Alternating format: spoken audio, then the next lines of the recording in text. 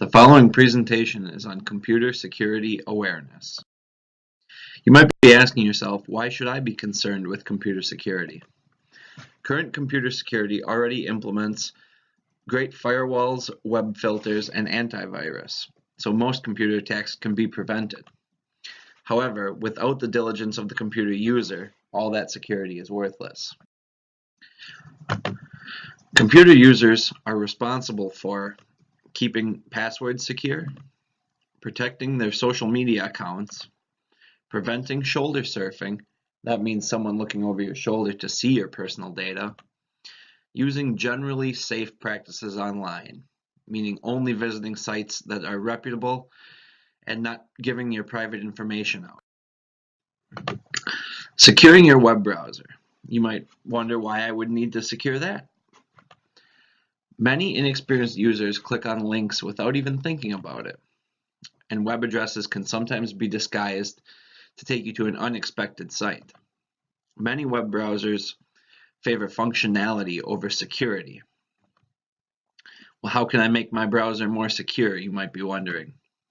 Make sure your browser is always up to date. That means that the built-in security software is running its newest version.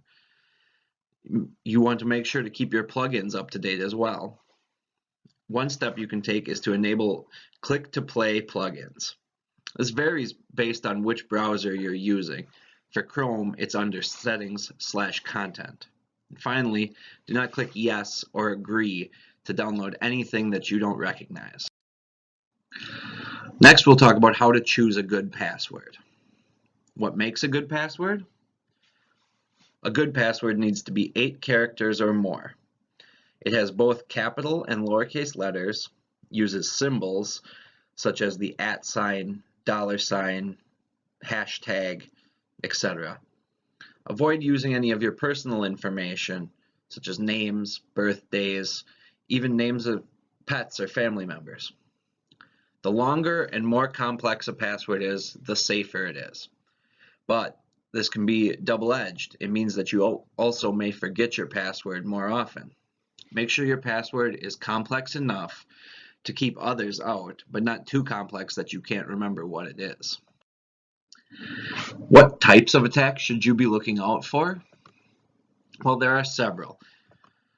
These attacks can include social engineering attacks, unpatched software exploits, phishing attacks, network traveling worms, advanced persistent threats, and many more. I'll go through these 5 individually now. The first one will be social engineering attacks. This happens when a user browses a website, usually a trusted one. The attackers have set up a Trojan, which is a delivery system for malware. The website tells the user that they are infected with a virus and need to run a fake antivirus or computer sweep program. How can you prevent such an attack? The easiest way to defend against it is to be educated. That means knowing that under normal circumstances, a website will not recommend that you run any antivirus. If you haven't previously downloaded that antivirus software, there's no need to run it. The next attack we will look at is unpatched software exploits. Oftentimes, software like Java or Adobe Reader is not patched properly on a user's PC. This means that the software is not up to date. Not being up to date means that any attackers could use all of the previous year's attempts at attacks to gain your information. Making sure that your software is updated is vital. These can usually be downloaded right from the program developer's website. Next, we'll look at phishing attacks. Phishing is generally sent via email. Someone poses as a legitimate company, sending you an email warning you that your personal information is at risk, or simply asking you for some user account information. The first step in preventing phishing is knowing what to look for. A true email will not ask for passwords or private information.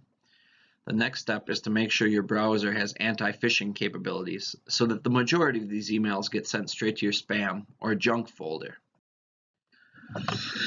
Next, we'll look at the network traveling worm. They are becoming less common nowadays with all the extra software, but they can still be a major threat. It's like any other attack, except it only needs to get into one PC or device on your system and can travel across to any other one. This kind of attack can be avoided by making sure to avoid phishing attacks like we talked about earlier. You will also want to make sure to maintain a strong password and change it frequently, every 3 months or so. One weak link in your network can let one of these network traveling worms infect every device on the system. Next, we'll look at advanced persistent threats. This type of attack uses a combination of all of the other attacks that we have talked about, generally sending phishing emails out to a group of addresses within the same company. This is called spear phishing. One of the users hopefully will open the Trojan attachment and compromise the entire network. To prevent this, managing updates is a very important part of computer security. Updating your software can mean the difference between being safe when you're online and being unsafe. If the software has not been updated, everything that has worked to exploit the system previously will work again. An updated software means that the attacker has to start over when trying to exploit a weakness.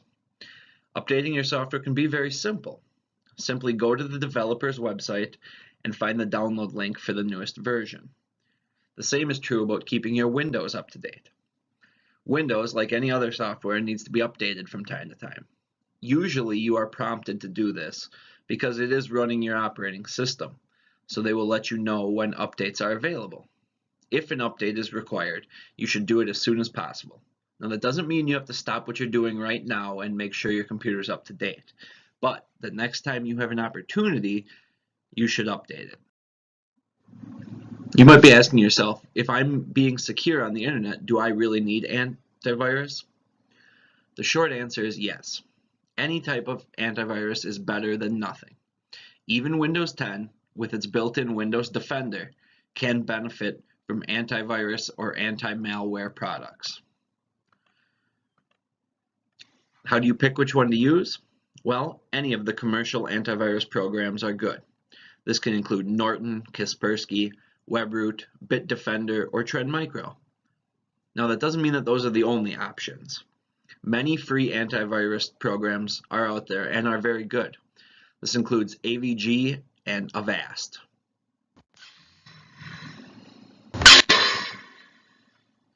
Choosing one is up to the user. The best way to choose one may be to read other user reviews and pick one that has the usability and price that you're looking for.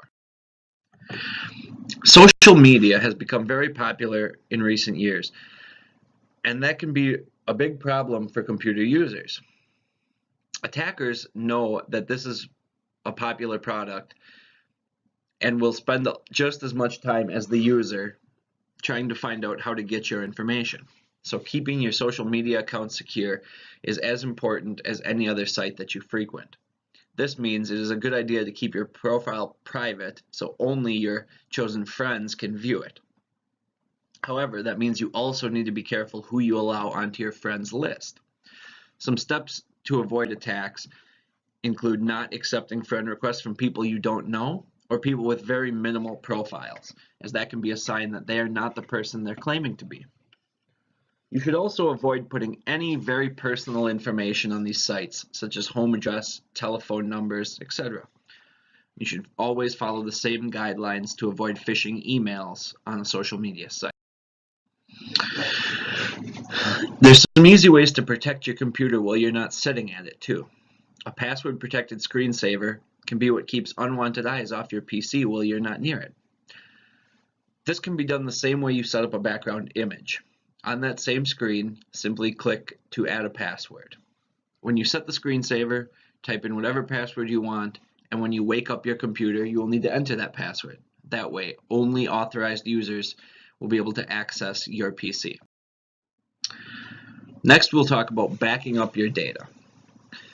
Backing up data can be vital, not only in case of attack, but also a catastrophe such as fire or computer hard drive crash.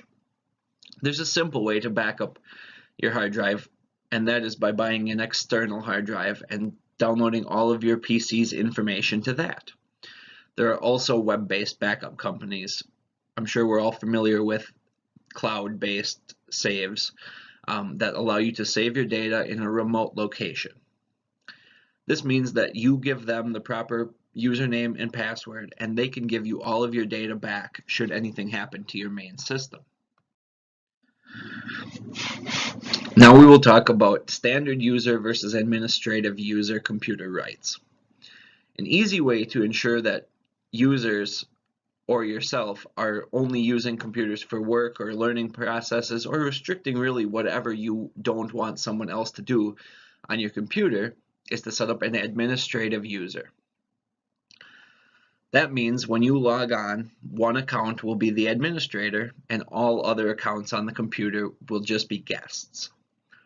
This way, you can choose what is administration only and what everyone can use. That way, only the administrator would be allowed to do things like download, make changes to the system, sometimes even browse the web or specific sites. Final thoughts, that these are just some steps that can be taken to protect your computer. The computers are always changing, and the users need to stay up to date and stay diligent. Number one is updating your system whenever possible. Make sure to update your antivirus, your operating system, and your web browser. If you follow these steps, your computer will be much safer from attack, and you can rest easy. Thank you.